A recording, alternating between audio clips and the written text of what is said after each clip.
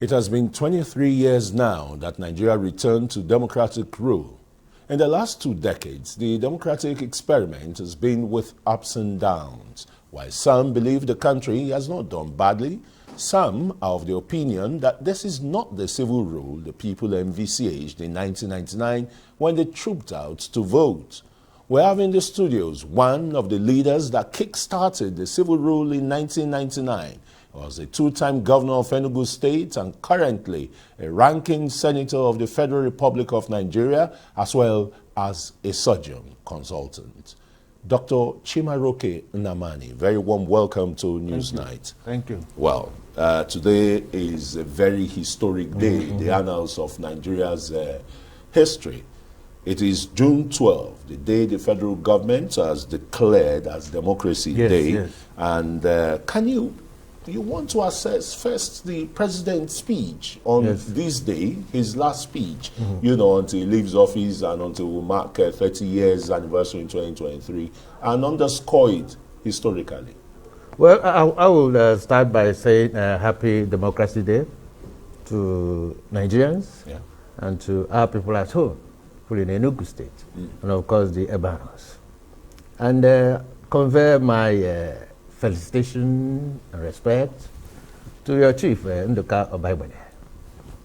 And more importantly, convey my sympathies and pray that Chief MKO Abiola's soul continues to rest in peace in the bosom of the Lord. Having said that, we hope that as we get to the closure of this administration, that the president will fulfill practically in terms of true, free and fair elections and proper transition to hopefully a PDP national government. Well, I can understand the bias there because you've always been in the PDP family. But that's what we hope for. Yeah, but speaking generally of the Nigerian space now, would you say for certainty that democracy has really taken root? Yes, I'll say that. Yes. Democracy has come to stay. Democracy has come to stay in light of the incongruences and our history, the power trajectory of Nigeria in terms of the epoch from colonization, of the annexation of the Lagos colony up to 2022. And are the gains, dividends of democracy, which I remember you coined. Yes, we defined it. Yes, you defined it. Yes. I mean, with the Ebano family. Yes. Are they being achieved? Yes. Are Nigerians really getting the dividends of democracy? Yes. Okay. Remember, when you talk about dividends of democracy, you see, when you talk about democracy in the advanced world, you talk about freedom, right, justice, equality. But for the African, democracy must mean more than that.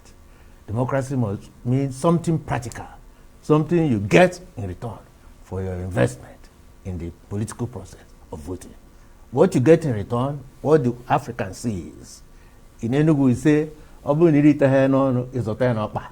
so if you don't eat it, you walk it on the road. Right? Roads, water, shelter, education. These are the dividends of democracy. But of course, you know the problems that is not just peculiar to Nigeria. Problems of poverty, lack of critical infrastructure, youth bulge, the gap crisis, the huge inequality between those who are poor and those who are rich. Geographical inequality, economic inequality, political inequality, and of course a failed expectation framework. That is where the social contract has not been fulfilled. And you now have, within a democratic state, people living in a Hobbesian state, fending for themselves. Right?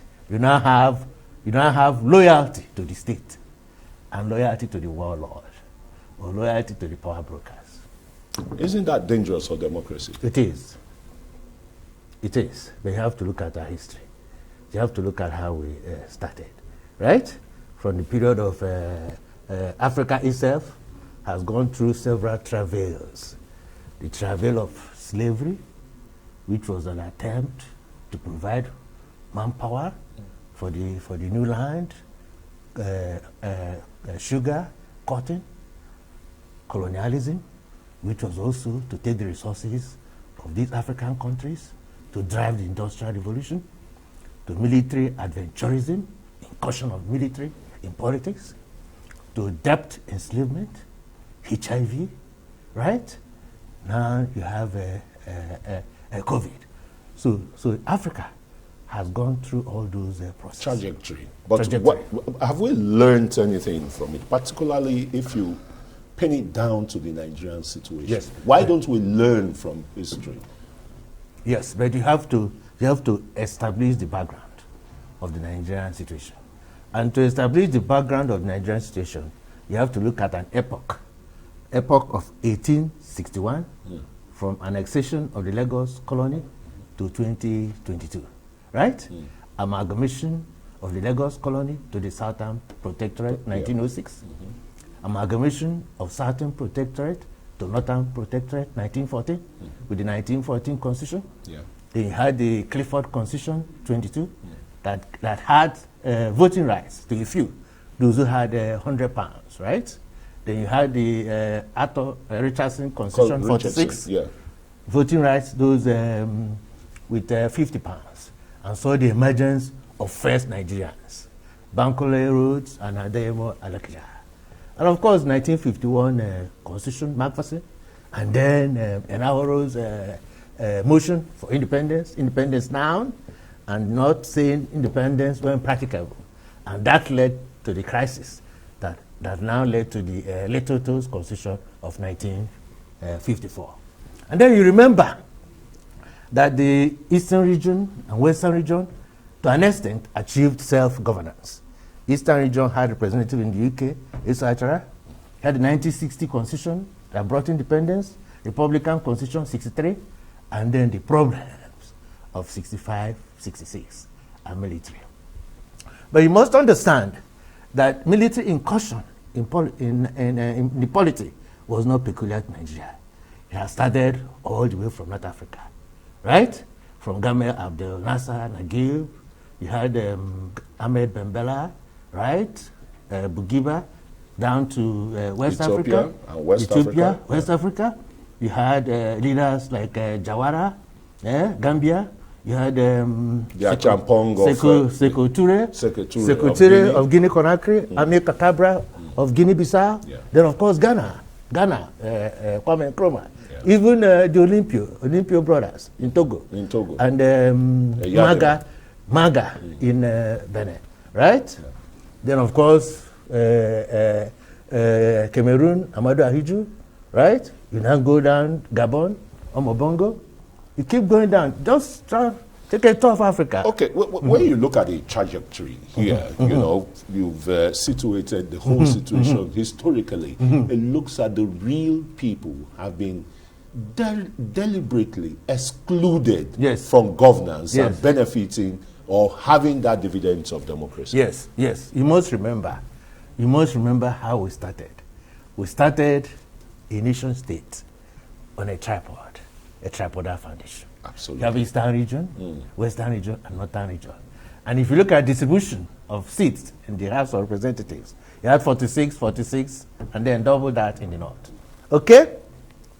With military incursion in politics, that arrangement was renegotiated. Of course, we had Midwest region. It was renegotiated. Part of the 12-state creation was also a strategy for the but let me just quickly bring you to that tripod plus the Midwest region. Do you think that arrangement is still tenable where we're talking about Hausa, Fulani, Igbos, Yorubas, then people of the South now, you know, in metamorphoses of the Midwest region spreading to Rivers and Bayelsa and some other states? Is it still tenable? Well, the reality is that you cannot ignore that power equation. The reason why you cannot ignore that power equation is that the Igbos have been short-changed, right? The Igbos have been short-changed.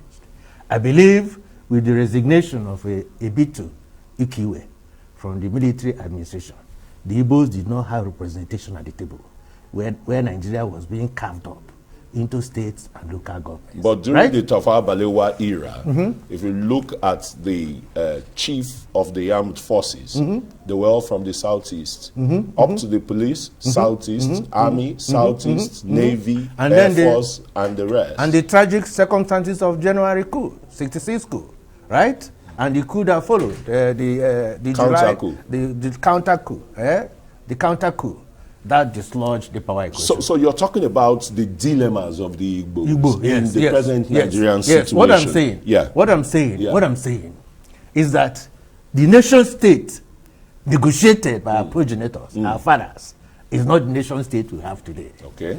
Because of military incursion, because of military domination, because of the absence of the Igbo on the table, the Igbo was shortchanged.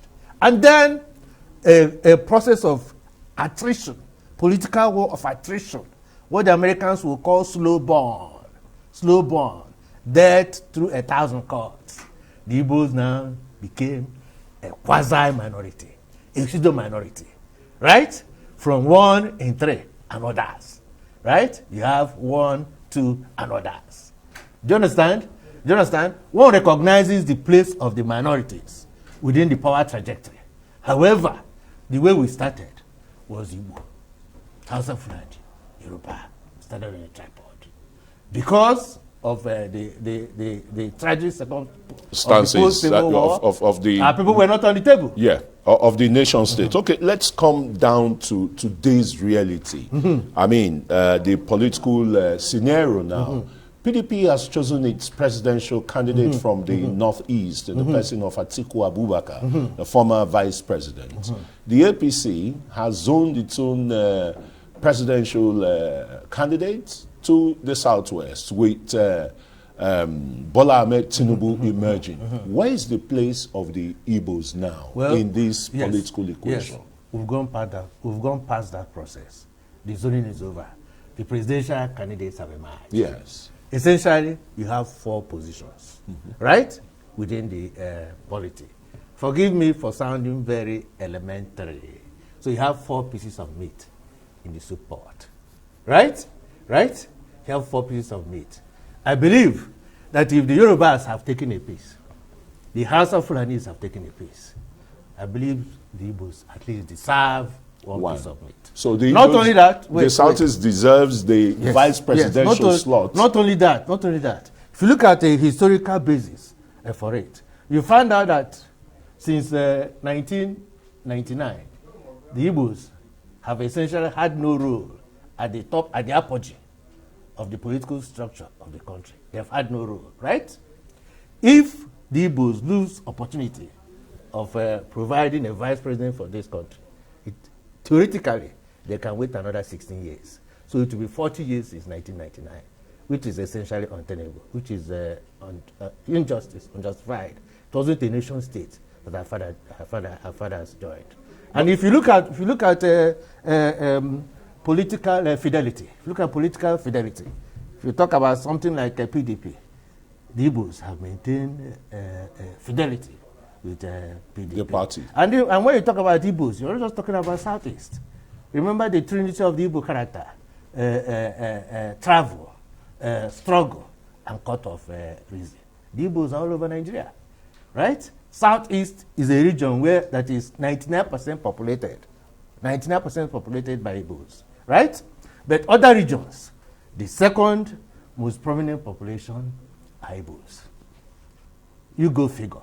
So when you're talking about the voting strength of the Igbo, it's not just Southeast, it is Nigeria. Okay. Because wherever you go, the Igbo comes second in terms of the democracy. Very well said, but very quickly before we round up this chart, your name has been prominently mentioned along with some Southeast and South-South eminent politicians to be running mates to the PDP's presidential flag bearer, Atiku Abubakar.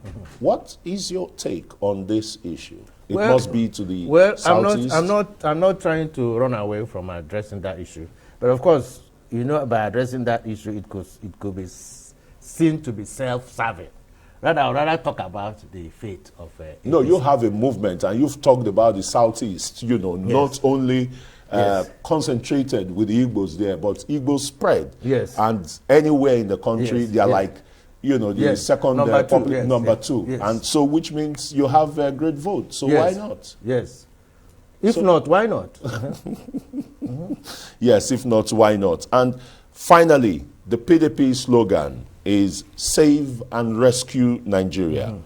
What would you say the APC is doing wrong that the PDP wants to correct? And secondly, look at the new kid on the block, Peter Obi and the Labour Party, Yes. Kwakwanso and its NNPP. Yes. Let me talk about PDP, APC. If we were to be in a parliamentary system, I'm sure it would be easy to have a vote of no confidence and discharge the APC government.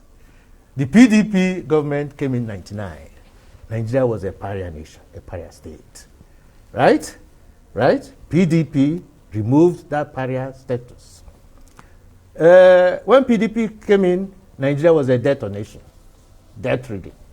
PDP made Nigeria debt-free. For the PDP years, you had dollar exchanges up to 2015 of about $1 to 150 naira. Now it's $1 to 600 and still going and still rising. Look at the debt profile. The 2015, I believe it was about 8.8 trillion naira.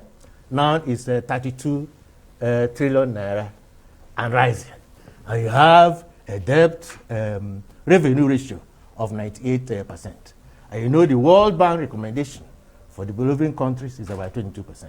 So you have abysmal poverty. Poverty rates of almost in the 70s in northern Nigeria, right? You have 14 million children on the streets, about 12 million in northern Nigeria. You have 60 million people without access to safe drinking water. You have 130 million people without living under unhygienic conditions. You have a conspiracy of the politically powerful, right, and the economically powerful to subjugate the others. You have geographical inequality, gender inequality, economic inequality. You have total dilapidation of the security of the critical infrastructure. The security network is almost non-existent. You have huge gap crisis between those who are rich and those who are poor. Then you have a failed expectation framework where the social contract has not been fulfilled. So in terms of political communication and marketing, the APC has no case. Absolutely no case. PDP should just take a bow and start their government. All right, distinguished Senator Chimaroke Nnamani, two-time governor of Enugu State, the progenitor of the Ebano family.